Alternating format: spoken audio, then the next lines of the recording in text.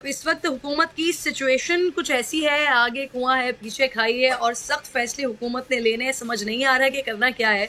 तो अब कुछ हुआ ये है, क्योंकि डॉलर डबल सेंचुरी की तरफ जा रहा है।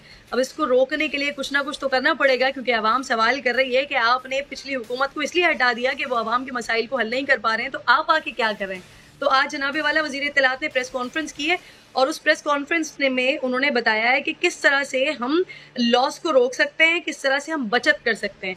तो बचत का जो फॉर्मूला उन्होंने दिया है, उनके मुताबिक जितनी भी ये जो लग्जरी आइटम्स हैं और ये मोबाइल फोन्स हैं, इसके ऊपर इसकी दरामद पर लगा दी गई है पाबंदी। अब जरा दिल थाम कर सुनिएगा कि कौन कौन सी वो चीजें हैं कि जो कि अब पाकिस्तान में आपको नहीं मिलेंगी, क्योंकि इस पे पाबंदी लगा दी गई है। ज्वेलरी है जी, इंपोर्टेड नहीं मिलेगी आपको। चमड़ा है, चॉकलेट है, जूसेस है, मेकअप, शैम्पू, सिगरेट्स, इसकी दरामद पर मुकम्मल तौर पर पाबंदी लगा दी गई है।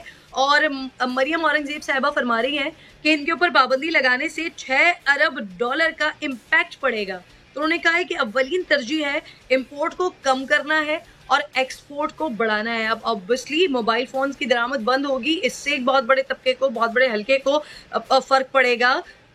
इसके अलावा जो दीगर चीजें हैं उनसे भी बहुत बड़े तबके को फर्क पड़ेगा। जिनका कारोबार है, जिनका बिजनेस है, उनके लिए भी बड़ी परेशानी हो जाएगी। शिबली फराज साहब मुझे ज्वाइन कर चुके हैं, साबिक हुकूमत से, पाकिस्तान तहरीक इंसाफ से आपका ताल्लुक है। बहुत बहुत शुक्रिया शिबली फराज साहब, विफाकी वजीर आप रहे हैं। सर, कैसा देख रहे हैं आप मौजूदा हुकूमत के इस फैसले को, जो बचत करने की कोशिश की जा रही है वो इम्पोर्टेड आइटम की दरामद को रोक कर। आप इनको इम्पोर्टेड हुकूमत कहते थे और इन्होंने इम्पोर्टेड आइटम पर ही पाबंदी लगा दी है। शिबली फराज साहब जी, इंपोर्ट चीजों की इंपोर्ट जो है तो मुल्क को इतना नुकसान नहीं पहुंचाती जितनी की एक इंपोर्टेड हुकूमत पहुंचा रही है।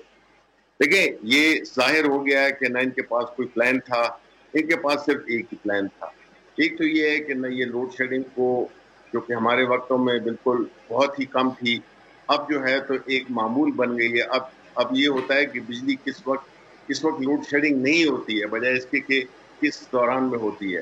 तो बुनियादी तौर पे मसला ये है कि इस वक्त जिस तरह से डॉलर स्लाइड कर रहा है, जिस तरह से चीजें नापैद हो रही हैं, बिजली का अभी प्राइसेस, पेट्रोल की प्राइसेस इन्होंने बढ़ानी है नहीं बढ़ानी, जो रिलीफ हमने दिया था हमारी गवर्नमेंट ने, वो ये लेना भी चाह रहे हैं। और क्योंकि ये इनके जो मास्टर्स हैं वो तो इस मुल्क से बाहर हैं, तो ये सारी एक ऐसी खौफनाक सिचुएशन में मुल्क को मुब्तला कर दिया है। जबकि जो हमारी हुकूमत थी उसमें अच्छी तरीके से चीजें चल रही थी, ग्रोथ 6% पे जा रहा था। अब नौ महीनों में हमारी जो ग्रोथ के जो जितने भी हमारे इवन क्रिटिक्स हैं वो भी कह रहे हैं कि 6% पे ग्रोथ जा रही थी।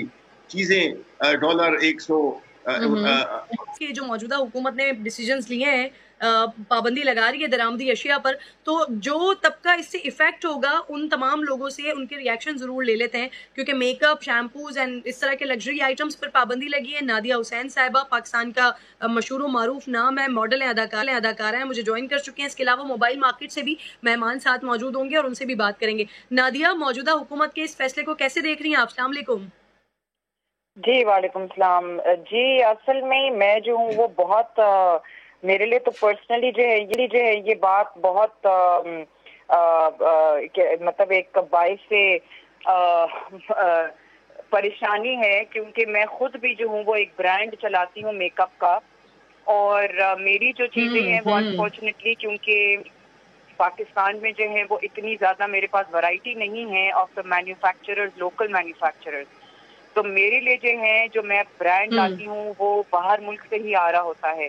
तो अगर बिल्कुल इंपोर्ट पे बैन हो जाएगा तो मेरी जो प्रोडक्ट है, जो कि ऑलरेडी अवेलेबल है, मार्केट में अवेलेबल है, वेबसाइट पे अवेलेबल है, ऑल ओवर पाकिस्तान उसकी जो है वो डिलीवरीज होती हैं, मेरे जो कस्टमर्स हैं वो उस चीज से जाहिर अफेक्ट होंगे। तो मेरा तो बिजनेस जो है ये डायरेक्टली इस चीज से अफेक्ट होगा। हुकूमत से बात करेंगे कि इस डिसीजन को वापस लें आप? देखिए, हुकूमत से बात करने के लिए अब मैं अकेली तो नहीं कर सकती ना, हम लोग। मैं डेफिनेटली इस चीज में मैं कोशिश करूंगी कि कुछ जो ऐसे ब्रांड्स हैं या जो ब्रांड्स के ओनर्स हैं जो कि इसी बिजनेस में उनका जो काम है, वो भी साथ में जो है वो मेरे साथ आए और हम लोग एक बात करें डेफिनेटली। बिकॉज सिर्फ मेरा ब्रांड नहीं है कि जो अफेक्ट होगा, बहुत से जो लोकली जो ब्रांड्स अवेलेबल हैं वो बहुत से ऐसे ब्रांड्स हैं जो कि बाहर मुल्क से जो है वो बन के आते हैं। रिजवान साहब, आप लोग तो पिछले 3 सालों से सर बड़े परेशान हैं, जब से कोविड के मामलात आए, कभी ड्यूटी बढ़ जाती है, कभी दीगर मामलात हो जाते हैं। अब तो इतना हो गया है, हुकूमत कह रही है कि जो इम्पोर्टेड मोबाइल्स हैं वो आएंगे ही नहीं, उसकी दरामद पर ही पाबंदी लगा दी गई है इनफैक्ट। तो कैसे रिएक्ट करेंगे सर, क्या देख रहे हैं आप आगे हालात? देखिए, आप समझ सकते हैं कि मोबाइल जो है वो हर किसी की इस्तेमाल के जो है हर किसी की जरूरत है। यहाँ तकरीबन आपको बता चलूँ कि तकरीबन 2.7 मिलियन डॉलर की महीने की इंपोर्ट होती थी इसकी, और जो तकरीबन सालाना कोई 2.8 बिलियन डॉलर बनती है जो सालाना इसकी इंपोर्ट होगी। अब उन्होंने कहा इसको रोक दी जाए।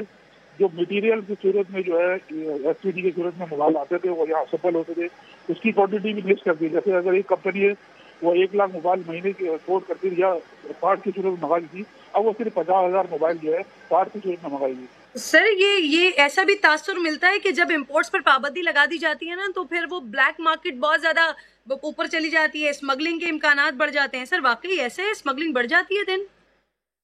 इजाफा तो स्मगलरों को होगा, मैं आपको बताया चलूँ। स्मगलिंग जो है उसका रास्ता खुलेगा, और जो जेन्युइन इंपोर्ट जो करते थे, जो कंपनियां मंगाती थी, असेंबल करती थी, उनको नुकसान होगा। आप समझ सकते हैं ये जो डॉलर जो बढ़ने का नतीजा है, ये तो गवर्नमेंट को पहले ही देखना चाहिए था। आप जो चीजें हैं उसको एक बैन कर रहे हैं जो जेन्युइन तरीके से गवर्नमेंट को रेवेन्यू देती थी, जो गवर्नमेंट के रेवेन्यू में इजाफा करते थे, आप उस चीज को बंद कर रहे हैं। और जो स्मगलिंग का रास्ता बोले, मेरी समझ में बाहर है कि सरकार क्या करने जा रही है।